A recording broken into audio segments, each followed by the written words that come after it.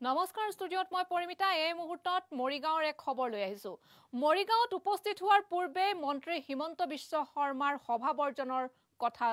জনালে তিৱা ছাত্ৰ সন্থাই এই মুহূৰ্তত আমি জনাই আছো হিমন্তৰ অনুষ্ঠানত উপস্থিত নাথাকে তিৱা ছাত্ৰ সন্থা এই কথা জনাইছে মৰিগাঁৱৰ হদৌ তিৱা ছাত্ৰ সন্থাই তিৱা ছাত্ৰ সন্থাই বৰ্জন কৰিব জুঙাল বলহুৰ প্ৰতিমূৰ্তি উন্মোচনী অনুষ্ঠান মৰিগাঁৱত আজি উন্মোচন হ'ব তিৱা বীৰ জুঙাল বলহুৰ প্ৰতিমূৰ্তি আৰু য'ত উপস্থিত থাকিব মন্ত্ৰী ডক্টৰ হিমন্ত বিশ্ব শৰ্মা এই মুহূৰ্তত আমি মৰিগাঁৱৰ খবৰ জনাই আছো খন্তেক সময়ৰ পাছতে মৰিগাঁৱত জুঙাল বলহুৰ প্ৰতিমূৰ্তি তিৱা বীৰ জুঙাল বলহুৰ প্ৰতিমূৰ্তি উন্মোচনী অনুষ্ঠান অনুষ্ঠিত হ'ব য'ত মন্ত্ৰী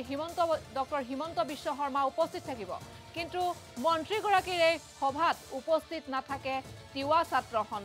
ছাত্ৰ সন্থাই বৰ্জন কৰিব মন্ত্ৰী ডক্টৰ হিমন্ত বিশ্ব শৰ্মাৰ অনুষ্ঠান আৰু মৰিগাঁৱত উপস্থিত হোৱাৰ পূৰ্বে এনেকে তীব্ৰ হুংকাৰ জনাইছে মৰিগাঁও তিৱা ছাত্ৰ সন্থাৰ সদস্যই তেওঁলোকে জনাইছে যে যিহেতু হিমন্ত বিশ্ব শৰ্মা ডক্টৰ হিমন্ত বিশ্ব শৰ্মা উপস্থিত থাকিব খন্তেক সময়ৰ পাছত জুঙাল বলহু প্ৰতিমূৰ্তি অনুষ্ঠানত উন্মোচনী অনুষ্ঠানত উপস্থিত থাকিব আৰু কিন্তু সেই অনুষ্ঠান তেওঁলোকে বৰ্জন কৰিব আৰু বহু প্ৰতীক্ষাৰ অন্তত আজি উন্মোচন হ'ব শুভ উন্মোচন হ'ব ঐতিহাসিক তিৱা বীৰ জুঙাল বলহুৰ প্ৰতিমূৰ্তি উক্ত শুভ উন্মোচনী অনুষ্ঠানত উপস্থিত থাকিব বিত্তমন্ত্ৰী ডক্টৰ হিমন্ত বিশ্ব শৰ্মা কিন্তু শেহতীয়াকৈ সদিয়াৰ এখন জনসভাত অসমৰ জনজাতি ভূমিপুত্ৰসকলৰ বাবে সংৰক্ষিত খণ্ড আৰু বেষ্টনীসমূহ ভাঙি পুনৰ সংশোধন কৰিবলৈ কৰা ঘোষণাত অসমৰ জনজাতীয় লোকসকল ক্ষোভিত হৈছে যাৰ বাবে আজি ডক্টৰ হিমন্ত বিশ্ব শৰ্মাই জুঙাল বলহুৰ প্ৰতিমূৰ্তি য'ত উন্মোচন কৰিব আৰু সেই অনুষ্ঠানত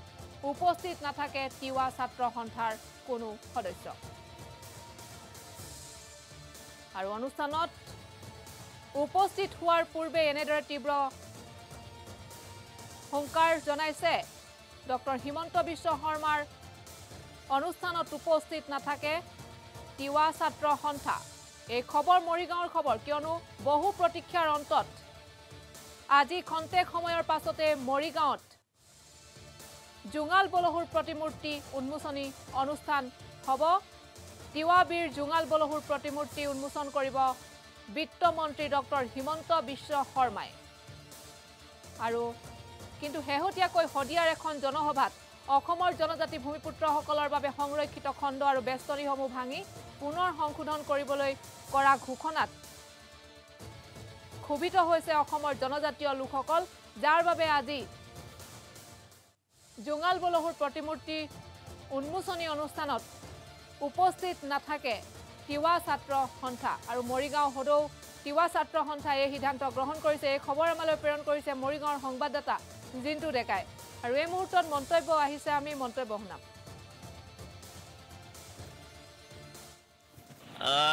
উন্মোচন অনুষ্ঠানটো আমি বিৰোধী নহয় সেই প্ৰতিমূৰ্তিটো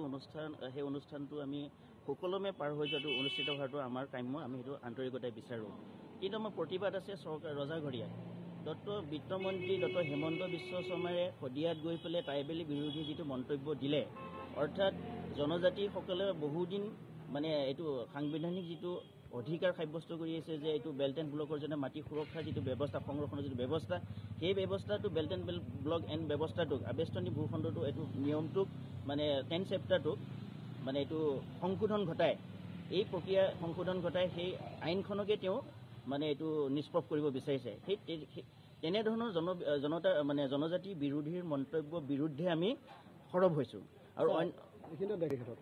আমিতো এই ক্ষেত্ৰত কাৰ্যসূচী ঘোষণা কৰিছোঁ এই যে শেহতীয়াকৈ 19 অক্টোবৰ ৰাজপত্ৰিকাৰ জৰিয়তে প্ৰকাশ কৰিলে আকছাদা আইন অৰ্থাৎ ৰাজ্যিক ৰাজধানী ক্ষেত্ৰ উন্নয়ন প্ৰাধিকৰণ 2017 যিখন আইন এই আইনখন তেওঁলোকে বলপূৰ্বকভাৱে তিৱা ছাত্ৰ পৰিষদত জাপি দিব বিচাৰিছে অন্যহাতে তেওঁলোকে কেবিনেট ডিচিশ্যন লৈ পেলাই মানে এই আকছাদা আইনটো তিৱা আৰু ৰাভা হাছঙত প্ৰৱৰ্তন নকৰোঁ বুলি আমাক প্ৰতিশ্ৰুতি দিছিল কিন্তু সেই প্ৰতিশ্ৰুতি ভংগ কৰি ৰাভা হাছঙক সেই আওতাৰ পৰা মুক্ত কৰি দিয়া হ'ল আৰু তিৱা ছাত্ৰ পৰিষদ সেই আওতাৰ ভিতৰত সোমাই লোৱা হ'ল কি কৌশলগত কাৰণত সোমাই ল'লে সেইটো চৰকাৰে জানিব কিন্তু এই ব্যৱস্থাটোক আমি